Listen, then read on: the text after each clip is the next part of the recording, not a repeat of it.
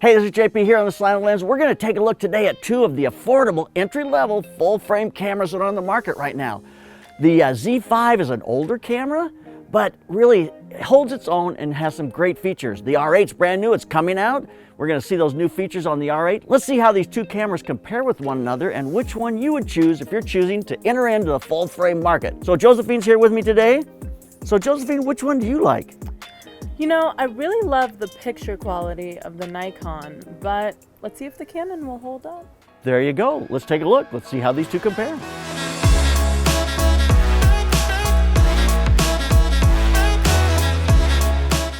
Let's look at the specs and how these two cameras line up with each other. First off, they're both full-frame censored cameras. That's a tie. Crop factor. No crop factor when it comes to stills. It's a tie. Crop factor in video. The Canon has no crop factor. The Nikon Z5 has a 1.7 in 4K 30p video. 1.7 is a large crop factor. It's not a 1.5 and a 1.6, it's a 1.7. So the Canon has no video crop factor. Canon wins on this one. Megapixels, they're both 24 megapixels. 24.2, 24.3, both 24, pretty much a tie. Price-wise, the Canon is $1,499, whereas the Z5 is $1,296. So the price advantage definitely goes to the Z5. They both have 14-bit depth. That makes it a tie. Let's look at the picture quality on these two cameras. Right off the bat, I look at the Canon and the color's a little more punchy. Look at the Spyder Checkr down the bottom. You see the color, and the color is just very vivid.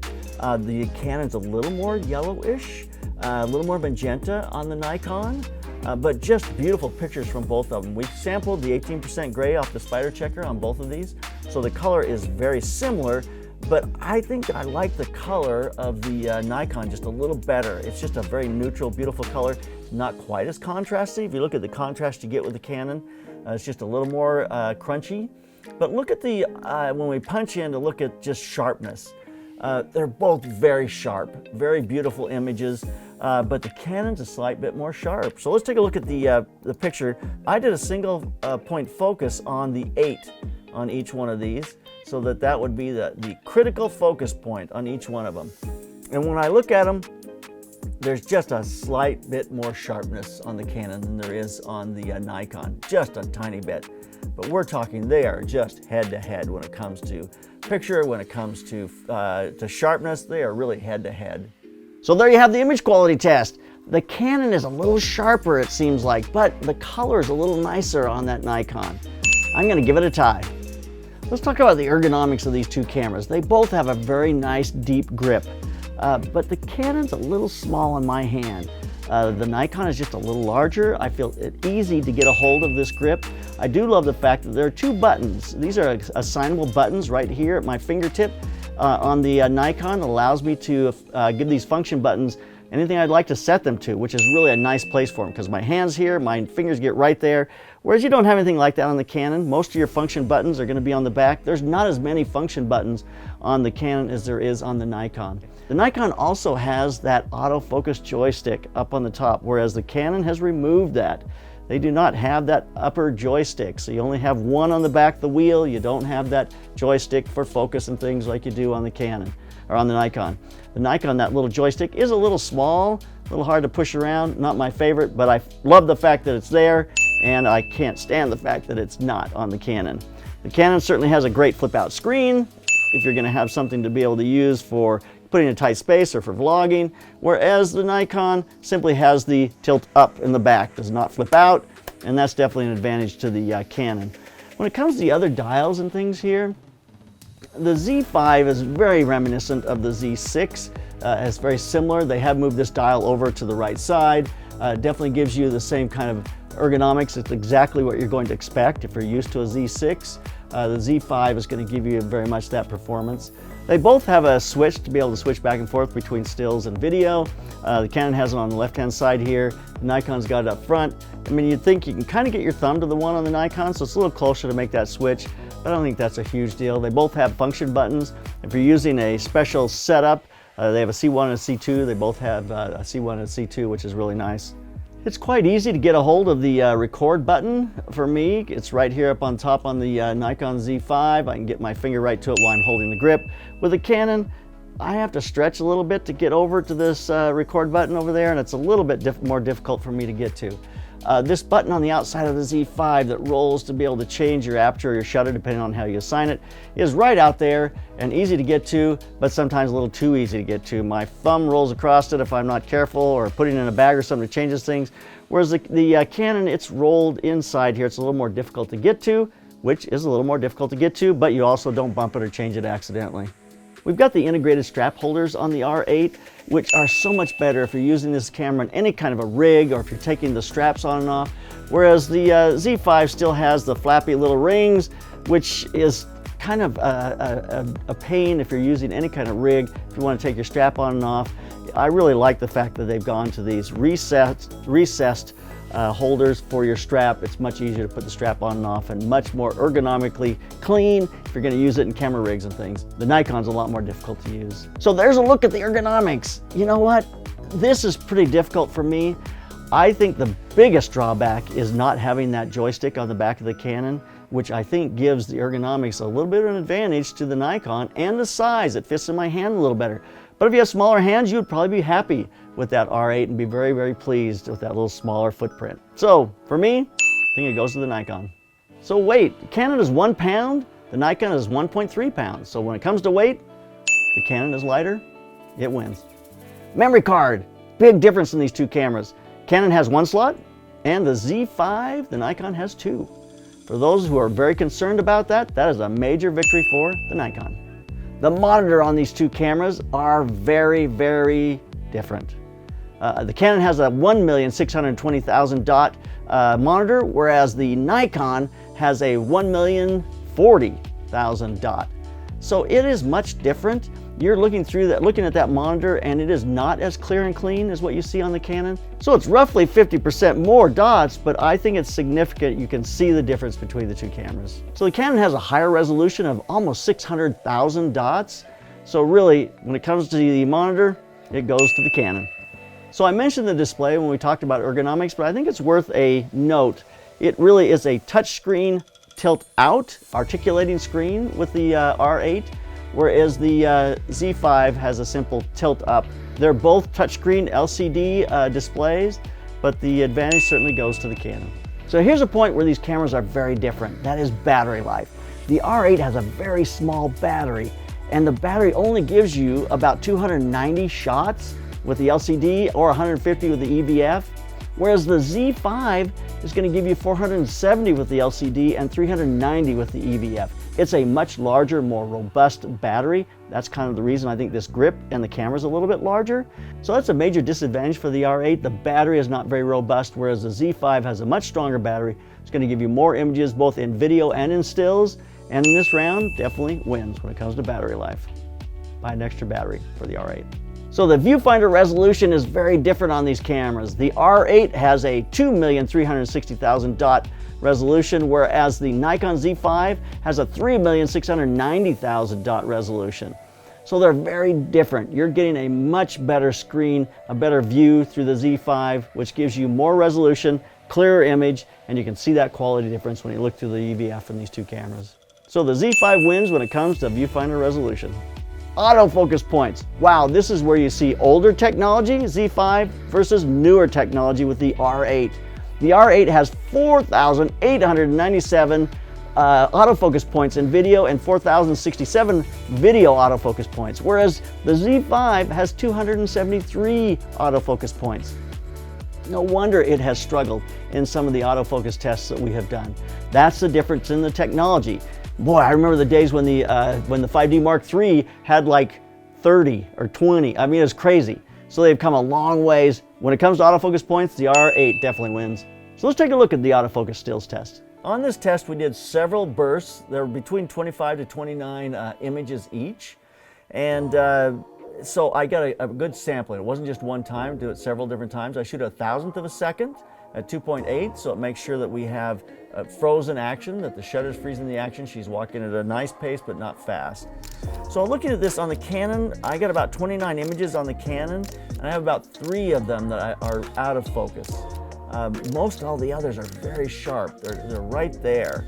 It really performed extremely well. 3 out of 29 pretty consistently, but I am losing those 3, and it kind of is always in that transitional area. As the person gets really close or as they're going from kind of full body into mid-body, or to a head and shoulders, I start to lose a couple. So I lost about 3 out of 29. With the Nikon Z5, I was getting about 25 images in each burst, and I was losing about 4 out of 25 on the Nikon. So you see it as you go through here. You see that we lose some here, there. You can see exactly as I go through them here, and I'm losing about 4 out of 25. All right, you saw the images. The Canon definitely wins in that autofocus stills test. It had more images in focus, and it's definitely the winner. Let's look at frames per second. The R8 has 6 frames per second up to 1,000 RAW or JPEGs, whereas the Z5 has 4.5 frames a second. It's just a major difference there. 4.5 versus 6. You have 40 frames per second in the electronic shutter with the R8, whereas 2.5 frames per second in the electronic shutter with the Z5. Old technology, unfortunately, not really there when it comes to either the frames per second in mechanical or in silent for the Nikon Z5. So the winner when it comes to frames per second is definitely the Canon. All right, now let's look at some video specs. Let's look at the autofocus video test. So here's our video autofocus test. You know, as I look at this, it is really obvious to me right off the bat. The Canon is much more responsive.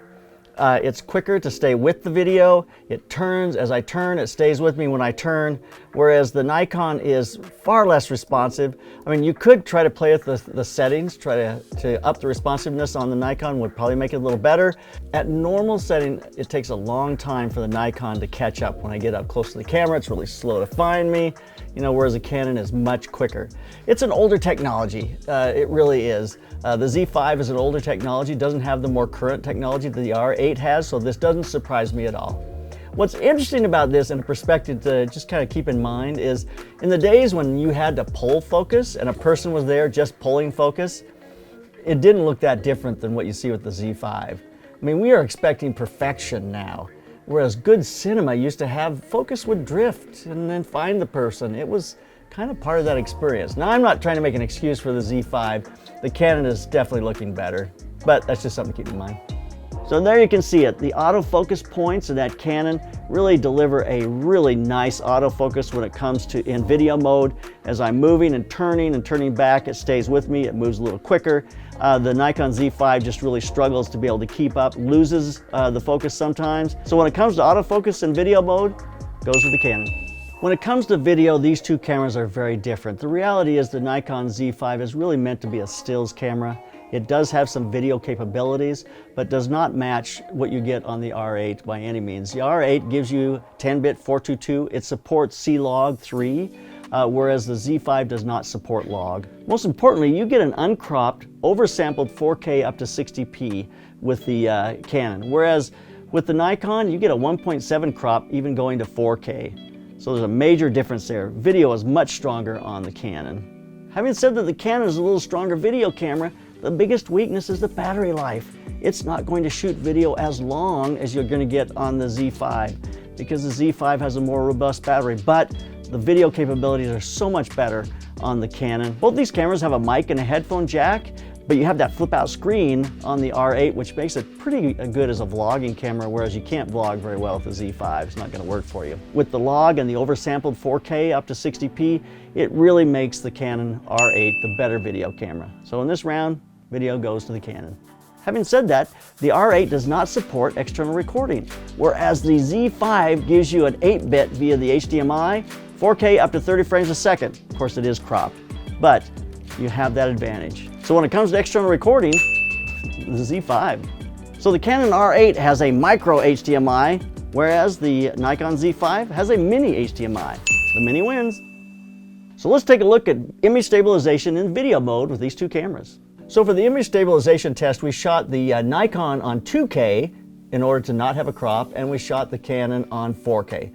I believe that gives an advantage to the Nikon, but as you look at these two as we walk, the Nikon is definitely moving. I mean, Julian's shooting this and she's not an expert at keeping the camera steady, but the Nikon is definitely, it's bouncing around. The Canon is much smoother. The Canon does lurch occasionally, but it's a much smoother stabilization. There's no doubt about that. So we did have this on a rig. Both of them are on the same handheld rig with a bar across it, 2 hands, 1 on each side. So as you walk, they're getting the same motion. So you should be able to see these and make it an exact comparison as how that stabilization works. So that was pretty obvious to me. The Canon is much more stable, does a much better job. So when it comes to image stabilization video mode, the Canon R8 wins. Let's take a look at the ISO between these two cameras and see exactly where they fall. So I'm going to start out at 400 ISO because up until 400, 100, 200, they are very similar to one another. We're going to look at the gray in the background. So on the Canon, you see that gray in the background. We look at it on the Nikon, and the Nikon is definitely a little cleaner at 400 ISO. When we go up to 800 ISO, looking at that same spot in the background, yeah, it is definitely a little bit cleaner. It feels, these are taken straight out of RAW, no sharpening whatsoever, but just the Nikon is just a little, the noise is not as prevalent at 800. So if we go to 1600, we should start seeing a little heavier noise now at this point, and we certainly do, and the Canon is definitely ahead. It's just a little more noisy. There's a little more contrast in Canon. I'm starting to see a little bit of color in the Canon at 1600. When I go to 3200, at this point, they should start to separate just a little bit. They both should be starting to fall apart. They are looking pretty, the noise is pretty prevalent at this point. I don't think, the Nikon almost feels like the noise is more prevalent at 3200 than the Canon. They're very similar to each other. At 6400, we jump up to 6400 here, and the noise is very prevalent now. Yeah, that's pretty hard to, if you look at the transition on her nose, both of these cameras are getting that kind of it's a reddish color that starts to fill in the shadow area when they transition from highlight to shadow, and on that transition edge, we're getting that kind of warmth. When we go up to, that's at 6400. I mean, that's pretty out there when you think about it. 6400, if you look at 6400, how they transition, that digital noise has become very strong. Maybe the Nikon's ahead a little bit, I don't know. Canon they seem pretty close to each other at this point. We're not seeing as much color, or we're seeing that banding from the highlights to the shadow, but the color has stayed pretty clean on both of them actually. It's not been bad. So if we go up here to 25,600, now there's just a whole lot of digital noise here. Yeah, on both these cameras, they've just kind of fallen apart. I'm really impressed with both of them that the color has stayed fairly clean. I'm not seeing a lot of artifacting in the highlights or in the shadows. I'm feeling like most of these are feeling pretty clean as far as the color rendition goes. So let's go up, we have one more step, 51,200. As we look at that, just a whole lot of digital noise, and they are so similar at this point, it's pretty hard to say. I'm not seeing any kind of color artifacting really. They've held together pretty good with regards to color. I think the color has started to turn a little bit yellowish with the Canon, and still seems fairly clean. So when I go back to the 25,600, I'm seeing that banding on the right-hand side. If I go back to 12,800, it's not really there. I'm starting to see it just slightly. I mean, you start to see a little bit of it in the shadows, but boy, by 12,800, that banding is pretty, or 25,600, that banding is pretty obvious in the Canon, and by 51,200, you see it very strongly in the corner. So there's a look at the ISO test between these two cameras. Wow, that was pretty interesting to me. They were head-to-head, very much head-to-head. But in the end, the Canon had a little bit of banding that started to show up. So I'm going to say that Z5 is going to win on that one, but just barely. Could be just a tie. Now let's take a look at the dynamic range test. Here we are with both of these cameras shot on normal. They look very similar to me. The Nikon seems like it's holding a little more of the mid-tones to me. When I jump to -1, both these cameras should start to really respond a little better at -1 because we're getting more of that shadow detail. The Canon certainly has a lot of nice shadow detail, but look at the Nikon in the background. You're seeing a lot of detail out there in the sunlit areas that you're not seeing in that Canon. So when we jump to the -2, boy, The Nikon is slightly underexposed, I think, compared to the Canon when we set them at the same exposure, because at -2, the Nikon is definitely showing more detail out in the back area than the Canon is. When we go to -3, the Canon's just having a hard time. It's struggling. The color started to shift at -3, but the Nikon's still looking pretty good. It really is looking pretty good. If we go to -4, again, the color is shifting a little bit with the Canon, but the Nikon is staying pretty clean. We are seeing better detail in the background. It's held the detail all the way through the from -1 to -4. So if we go to +1, at +1, I would expect now for this to shift. And at +1, it does start to shift. We see the Canon's holding maybe a little better. You know, I don't know. That's pretty head-to-head. I'm not sure about that one. So if we go to +2, then the Canon's definitely holding it better. At +2, the color's really shifted on the Nikon. It's shifted into really kind of a yellowish color on her face, whereas the Canon's still kind of holding the color, but look at how everything's blown out in the background. It's kind of lost. So look at +3. They're both blowing out. The highlights of the faces are blowing out. The Canon is holding just a little better. The color is bad on both of them. It's just white in the background. I've lost all detail. So the Canon holds it a little better as you overexpose, but the Nikon holds it just a little better as you underexpose. And this test shows what it always shows, and that is digital cameras like to be underexposed, that's for sure. That was interesting to me because it seemed like the Canon performed better as you went plus exposure, was a little better, whereas the Nikon certainly was a little better when you started to went underexposed. I'm going to call this a tie because they both did really well. They're just kind of shift from each other, a little up or down, which is really common between different camera manufacturers on how they set their sensor, but I feel like it's pretty much a tie.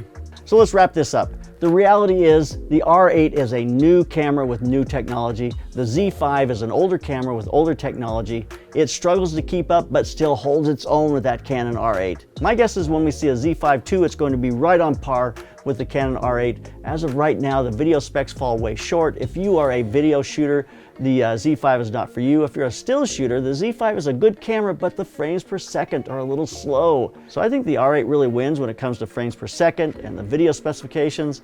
It really is a better camera in both of those fields. So in my mind, right now it's a Canon R8, but the Z5 II is going to change all that. So check out some of the other camera comparisons that we have. It'll help you decide which camera is best for you. So keep those cameras rolling and keep on clicking.